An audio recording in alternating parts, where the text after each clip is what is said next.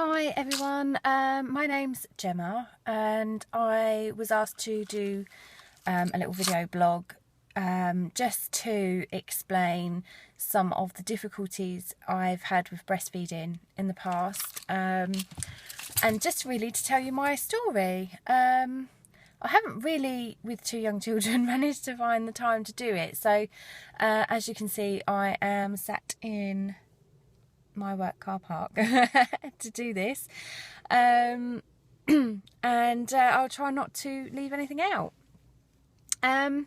Basically what happened, me and my husband were desperately trying for a baby. We had lots of rigorous testing and the experts said that we wouldn't be able to fall pregnant without IVF with ICSI. After further testing, the NHS refused funding because my FSH results were so high that month that IVF, the chance of IVF working would be so slim. Regardless of that result, we actually fell pregnant naturally that same month that those tests were taken, which was amazing. We were over the moon. Miracles did happen, and yeah, we just had faith, basically. After years and years of trying and being disappointed each month, spending a fortune on pregnancy tests, fertility tests, trying every diet and exercise plan that ever was said to help, all those kinds of things, we were finally there. So obviously we'd fallen pregnant naturally. We were determined that everything else was going to be as natural as possible. We read lots of books, we researched, we made sure that we knew what we wanted, and we knew so badly what we wanted that we could justify it to any medical professional if need be. Fortunately, we were very supported by my mum-in-law, Virginia, who was amazing. She was really, really good.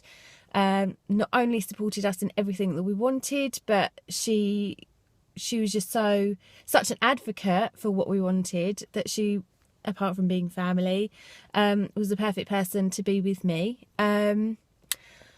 I had a pretty standard labour, I'd say, quite a long latent phase, which was normal for a first baby, as I understood it from all the research that I'd done. Although I did have a higher than average blood loss, which kind of impacted on the next part that I wanted to be as natural as possible, and that was breastfeeding. I did try to breastfeed my son. I tried really, really hard. But he opened his mouth beautifully, nice wide mouth, beautiful latch, but it just wouldn't hold the latch. My mum-in-law came to help me. My sister-in-law, Sophie, came to help me. She just had a baby herself, and she was also a midwife, so she'd learned all sorts of things at university, and of course in her own start in motherhood as a breastfeeding mum. And they would just drop everything to come over to me. I'd be in tears because it was hurting, or I just, for whatever reason, could not get it right. Virginia arranged for lactation consultants to come round, and they were really helpful. But it was our own research, actually, that showed up the fact that my son could have had a tongue tie, a posterior tongue tie, which are hard to pick up unless you know what you're looking for. We went to see a private consultant who divided tongue ties. She did confirm he had a posterior tongue tie, cut it there and then, put him on the breast, and the improvement was instant. Unfortunately, I still went home having problems. I was getting depressed. It was the lowest point. I had this miracle baby, and all I wanted to do was feed him, and I could not enjoy it, and I just could not figure out what was wrong with me. I would be in tears every day over it. I'd be on the phone to Virginia and Sophie. Sophie, incidentally, who would drop everything to come and express milk for me, because I was heartbroken at the idea of giving my son formula when everything so far against all odds had been natural. She wasn't the only person that donated milk. I had friends who had just had babies who also donated milk for us. We had some other donations from people who had contacted Virginia to help, and it was amazing, so touching, and I could not believe the support and the kindness of strangers as well. And I know there's a lot of negative press about breastfeeding mums and Gestapo and all this kind of thing, but do you know what? Breastfeeding mothers are so supportive, and all the ones that helped me were they just wanted to help. They weren't interested in judging me for whatever reasons I was struggling with feeding my son. They didn't judge me, they just wanted to help me, and that's all they want to do. And I was at such an advantageous position where I knew people who could help. But I did desperately wish that I could feed him myself. And eventually, at 4 months old, I did stop giving him my breast milk altogether. By that point, I was combination feeding, and he was getting formula. And it was just hard. It was hard. I couldn't get a lot of milk when I was expressing, and he wasn't really interested on staying at the breast for very long. When he was there, it was very painful. And we did later discover that I had vasospasm, and that caused the searing burning pain that I was getting for 20 minutes to up to an hour after each attempt to feed. And it was just not enjoyable. Also, which I should have mentioned earlier, because of the blood loss, I wasn't producing milk when I should have been. It was over 2 weeks that I was just giving him colostrum, and he lost so much weight. And if it wasn't for my sister-in-law Sophie and the other milk donors, I don't know how far down that dark spiral I would have gone. I was so depressed. That being said, he is a very healthy child. He has the immunity of a Trojan. He's amazing. He's very rarely ill. He's got immunities from all those ladies who were kind enough to donate milk. And he's a gorgeous little boy. And I don't feel as bad as I did, because he is healthy and he is as amazing as any other child his age, regardless of how they were fed. But it did make me more determined to do it the next time. So when I fell pregnant with my second baby, Zach, I was adamant that I was going to do this. I was going to get through it this time because, well, nobody likes to be beaten, do they? And when it's something that you felt originally was so natural it should have been easy, it is just so hard to give up. And I often felt with Lex that, could I have tried harder? For the sake of my mental health at the time, I don't think there's anything I could have done to try harder. But with my second son, I started harvesting milk as soon as I started leaking, which was around 35 weeks gestation. And so I was expressing that into pots and storing it in the freezer, to make sure that if I had any problems, I've got my own stash of milk that I could give him. And I just basically did that, and I waited to see what would happen. He was born. For those of you who follow Virginia, you'll know that he was born in the middle of a family get-together. It was actually Virginia's partner's birthday and their housewarming and firework display when Zach decided he didn't want to miss out on anything. He went straight on the breast when he was born. His birth was uneventful and straightforward, which was good. And it was fine. We went home and continued our little journey, but I was experiencing some of the same problems that I had the first time round. I was getting the burning pain. I was getting the same feeling when I was feeding him, although it wasn't like exactly the same. It was enough to take me back to feeding Lex. So I went to our local breastfeeding clinic, and they were so helpful. The lady there, Wendy, she sat there with me for over an hour. She never made me feel rushed, never made me feel like I was on a time limit like you do with a GP. She watched us feed, she assessed me, she assessed him separately, she assessed us together. It was fantastic, and we didn't feel like we were being assessed at all. It was just like there was somebody just there talking to me and helping me, the same as they did the first time around. Just like having a lactation consultant, really, who's a friend. It was lovely.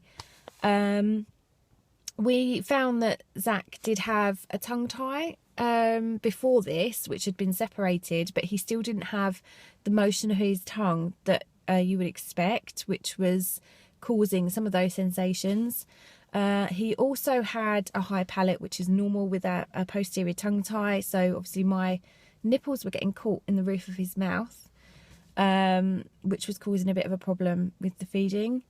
That is something that just sort of kind of flattens out over time. You've just got to keep going with it, which, as annoying as that is when it's painful, if you do bear with it, it does get better, I promise. Coming from somebody who gave it up because it was so painful, I did persevere this time round.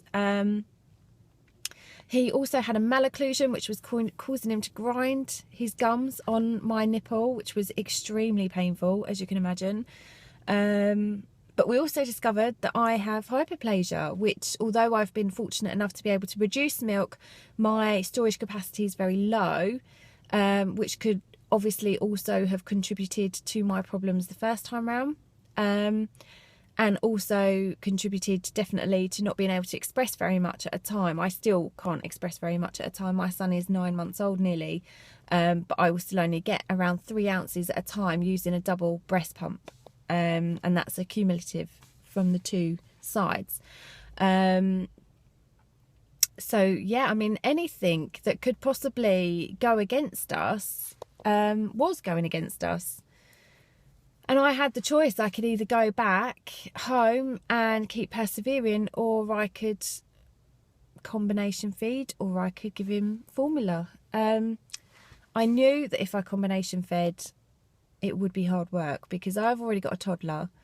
And with combination feeding, you're expressing and using bottles or whatnot and sterilising and trying to breastfeed. And it's a lot of hard work, and it makes going out very difficult because you have to decide what milk you're going to give them. And if you're giving them a bottle, you then need to make sure you've got a breast pump so that you don't get engorged, and you need somewhere to express, you need somewhere.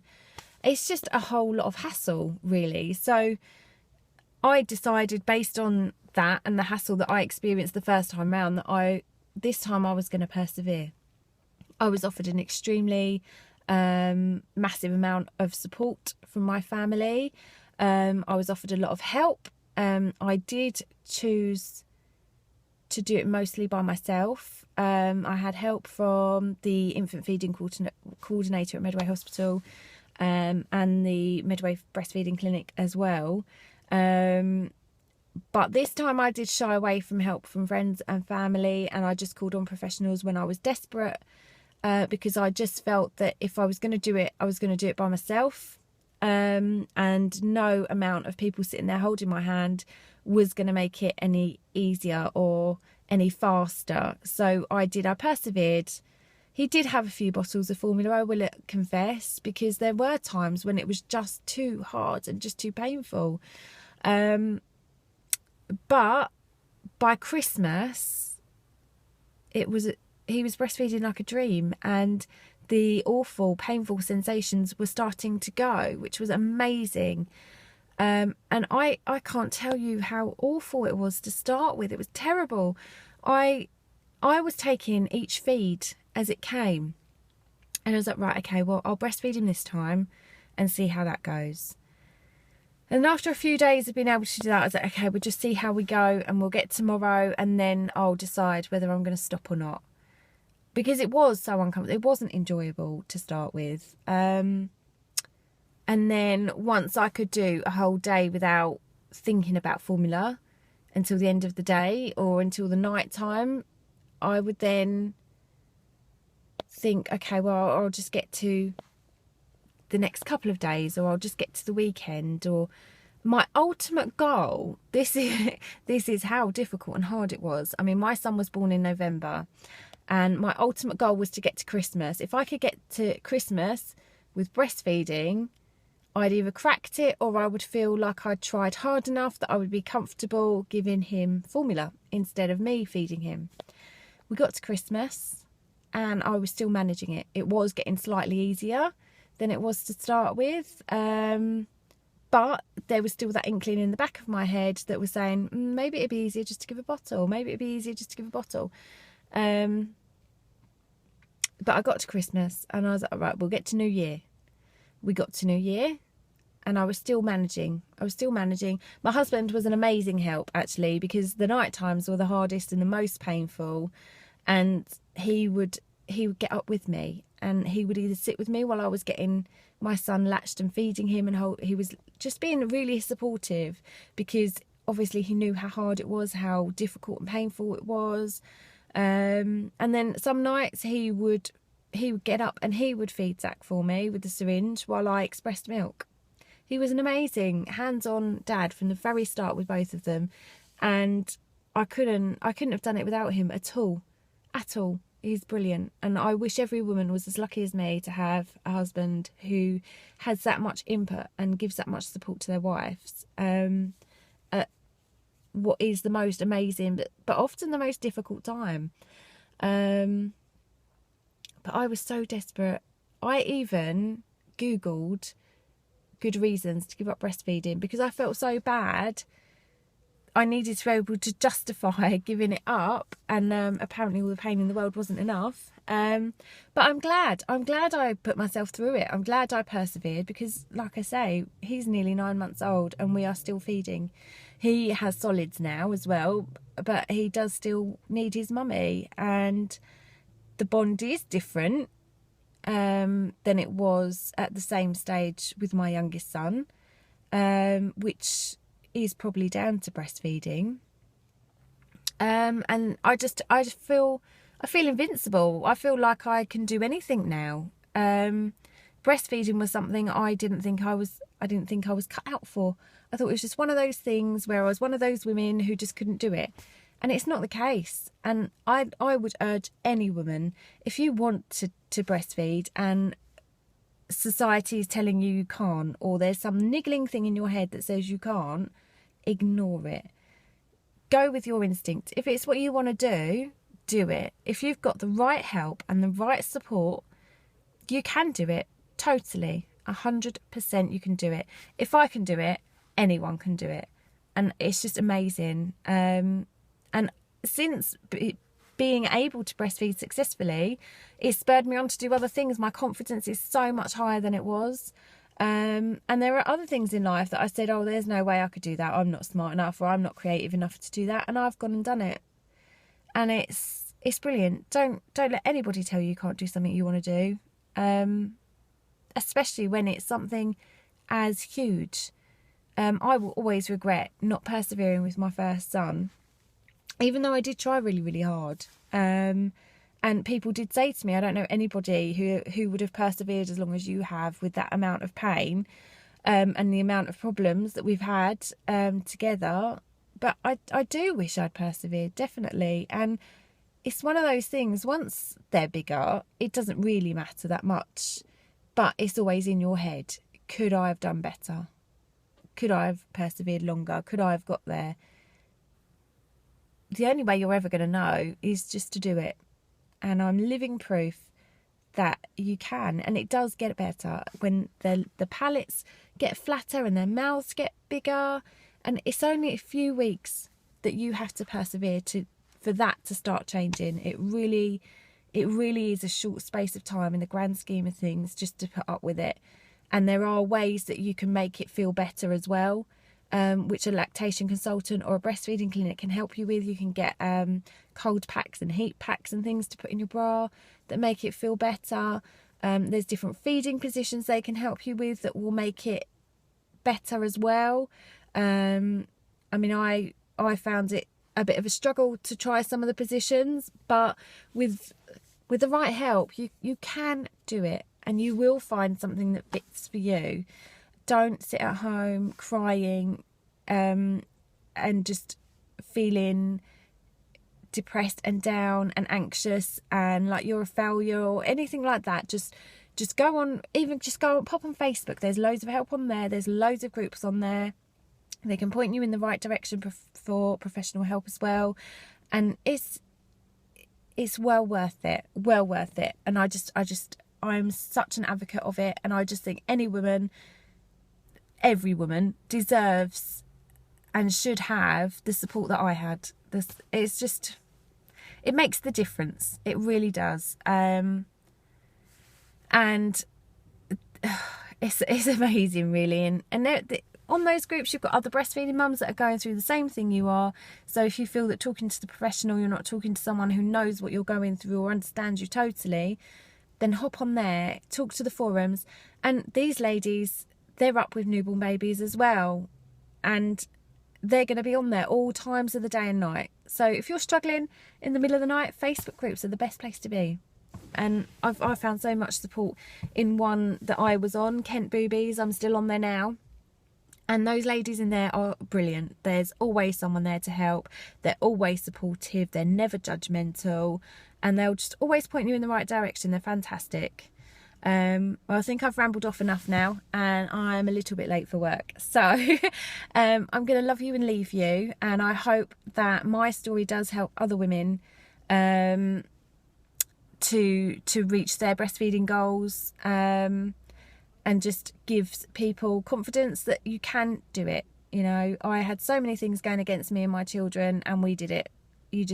With the right support and perseverance, you can do anything.